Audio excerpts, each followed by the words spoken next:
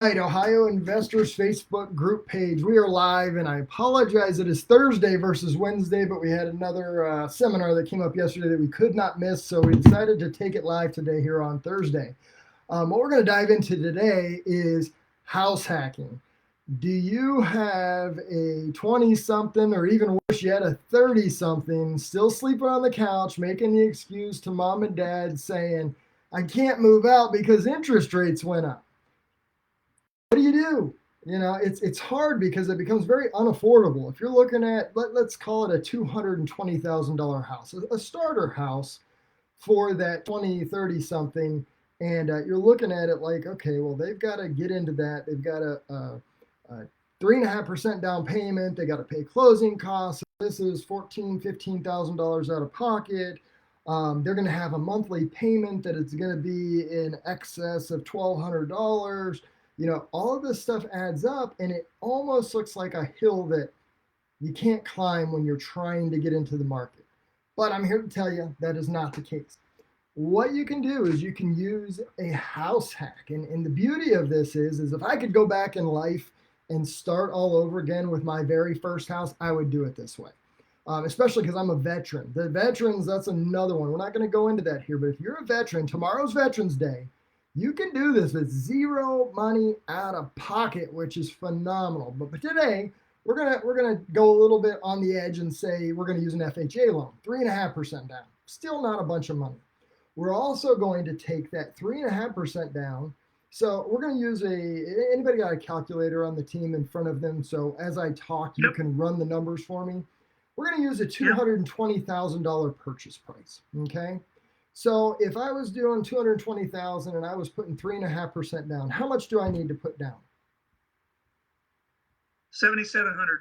Okay, so 7,700 plus I probably got another $5,000 in closing costs. So I'm looking at almost $13,000 in closing costs. I don't have that much. All I have is about $8,000. How do I overcome that? I'm here to tell you. Here's a simple way. You could take that $220,000 house. We're coming out of a market where stuff is appraising pretty well. So you could make that, instead of offering them 220, you could offer them 225,000 and say, I want you to pay my closing costs for me as a seller. I'm still giving you your 220, but I want to pay you 225 so that you can in turn give me back my extra $5,000 so that I don't have to bring that to the table. It's kind of an accounting way of getting past bringing closing costs plus my down payment. So now I'm back to bringing in the $7,700 that you just talked about, Mike. So we've reestablished things, and we're using a purchase price of 220. Prior to the meeting, I pulled up a house that was that I was looking for, like a duplex. I found a house that had a house in the front, a driveway, and then another single family just beyond it on the same parcel. So it counts as a duplex. You can do this with 2.5% down. That way I don't have to, as that teenager, I still feel like I got my independence. I got my very own home on this property, but yet I'm going to rent the other one. So where I couldn't afford a $1,200, $1,300 payment, let's look at this. I mean, if it's $225,000 at today's interest rate, 6.625, my payment without taxes and insurance is $1,390. Then I add $100 for taxes and I add $100 for insurance, and I got a monthly payment of $1,590. I had $8,000 to my name, and now you're telling me you want me to get off the couch, mom and dad, and pay $1,500 a month? Why would I do that? It's free to live in your basement. I'm going to tell you why. This is why. Because that payment of $1,590, that's the overall payment for this entire property. But what I'm going to do real quick, I'm going to share my screen and kind of show you this property that I'm looking at. And this doesn't just apply to this property. This can be a number of different properties that are out there. Anything that would be a multifamily. And this one is just an example of using a duplex. You could do this with all the way up to a fourplex. Everybody see that house on my screen right now? Okay, just want to make sure I'm sharing the right screen. So this is the house. Pull it up here real quick. I apologize. The picture's coming up kind of slow, or not at all.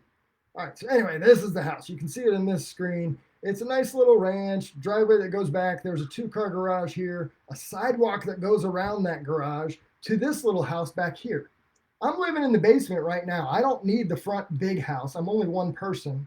I'm trying to help my kids get off the couch and move out. So I'm going to help them and show them this. Hey, there's this nice little two bedroom, one bath back here behind the other garage. And guess what? It even has its own 2-car garage off to the side.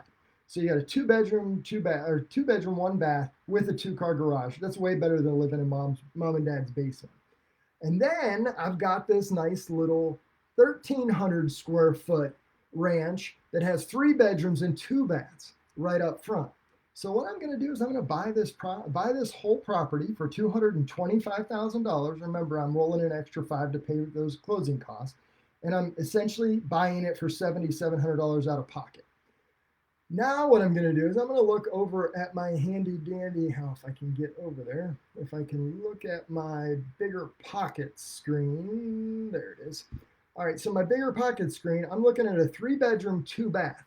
And if I look at it at face value, it says $900 a month in rent, which would be great, but I want to take it a step further. $900 a month is for a 3 bedroom, 2 bath. But when you look at the comparables they're using, most of these are smaller than what ours is. Ours is like 1,300. Look at this one. It's 1,200 and it's getting 1,250. So let's use that because this is a larger home and that's a much more accurate comparable.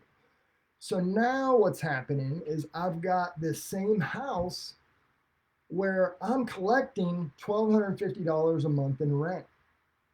So now I've got this payment of $1,590, but I'm collecting $1,250. So really, how much am I living for? Where's my calculator guy? If I've got $1,590 for a payment, who's running the calculator over there? $1,590 minus $1,250. $340, Blaise. $340. Perfect. So now I'm living in a 2 bedroom, 1 bath, ranch style home on a piece of property. I'm renting the front property and I'm living in this property, the one that I'm talking about, the 2 bedroom, 1 bath. I'm living there for $340 a month. Hell, some parents will come up with the $8,000 for the down payment and agree to pay $340,000 to get their kids out of the basement, right? It isn't always about getting the kids out of the basement. Sometimes kids are motivated and they want to move out, but they don't know how. Here's a way you can do it. You don't always have to just buy one single house. You could buy a duplex, you could buy a triplex, you could buy a fourplex and use the rents to offset what you're doing. Now, here's the beauty of it. I got the kid out of the house. I got him out of the basement, off the couch, whatever it may be, and they're paying $340 a month in rent. They're establishing themselves, they're doing all that, and we look at this 4 or 5 years down the road. Now they don't want to live in this little 2 bedroom. They start, they get married, they have a kid or something. Like, I don't want to live in the 2 bedroom. Well, I have the option to move up to the bigger one and rent the back one, or I could keep them both, rent them out, and move on to my next one. Now watch this. So now I had $1,250 a month in rents, plus that 2 bedroom, 1 bath, that comps out at about $725. So $1,250 plus $725. What's that come out to be? $1,975. $1,975. My payment on this whole thing was only $1,590. So now I'm making $400 and some a month, all the while my balance is being paid down every month by these renters. So I'm gaining equity. I've got extra income to qualify towards my new big single family, or I could do this all over again. I could house hack several times and build a portfolio. Bottom line is, this is an excellent way for somebody to step into the investment arena as a young kid, get their independence, get themselves going, and be able to afford to live outside of maybe where they grew up or something like that, where right now they don't think they can, because $1,590 for a ranch style home costing $220,000, who can afford that? Get creative. Use an investment property to your advantage. You live in one, they live in one. All of a sudden, now your payment's only $340. You can definitely afford that. I can't go out right now and find a 2 bedroom, 1 bath rental out there anywhere near $340. I'm probably going to be paying what? You guys look at this stuff all the time. A 2 bedroom, 1 Well, one bath rental, whether it's attached or detached, how much are you looking at? Anybody? You're easily 750. 750, probably more because this is a standalone unit. I mean, it's just a no-brainer way to step into this investment arena. So many of these different commercials and stuff we see out here are get rich quick. This isn't a get rich quick. This is just using money to your advantage and leveraging what you're allowed to do when you get your first loan. 3.5% down. If I'm buying an investment property, not to live in, how much do I need down? What's the minimum? 25%.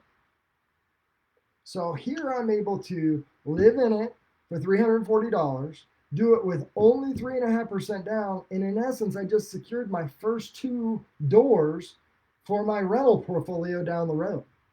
Does everybody follow along? Any questions on what I'm trying to get across there? I have people. Pretty slick if you can make it work. There's no if you can make it work. You can make it work all day long. This is not an if. This is a when and how. It's just a matter of finding a property. This property, if you run it right now, look at the purchase price, $219,000.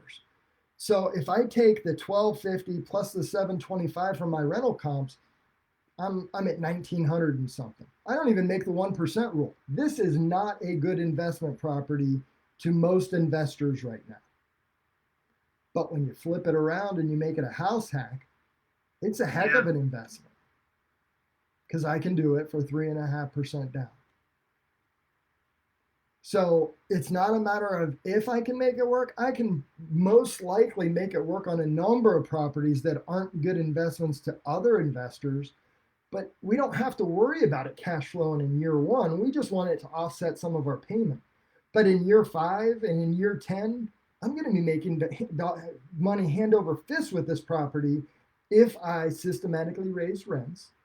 Because that $1,250 that I'm charging right now in rent for that front house, it might be $1,350, $1,400 in 5 years, plus the back unit. Now I start renting it, and it was $725 right now. Now it's $800. Now I add those two together, and all of a sudden I'm making $800 a month in cash flow when I've got a $1,590. And oh, let's get real excited. What if interest rates came back down some and I could refinance? And I could take some of the equity that my renters had paid this property down and use that equity in a refinance, get a lower interest rate, take some equity out, and use that as a down payment on my next investment property. This is a win-win across the board. If you know of any parents out there that want their kids off the couch or out of the basement, or if you know of a kid that wants to get off the couch or out of the basement and they just can't figure out how to do it, this is what we need to be talking to them about.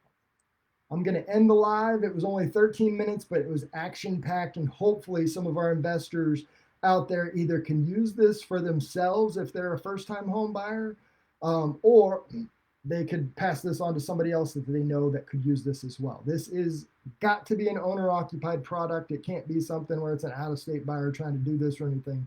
But if it is owner-occupied, this can be a home run for anybody looking to get into investment. Even if they're not looking to get into investment, just for their first house is a home run.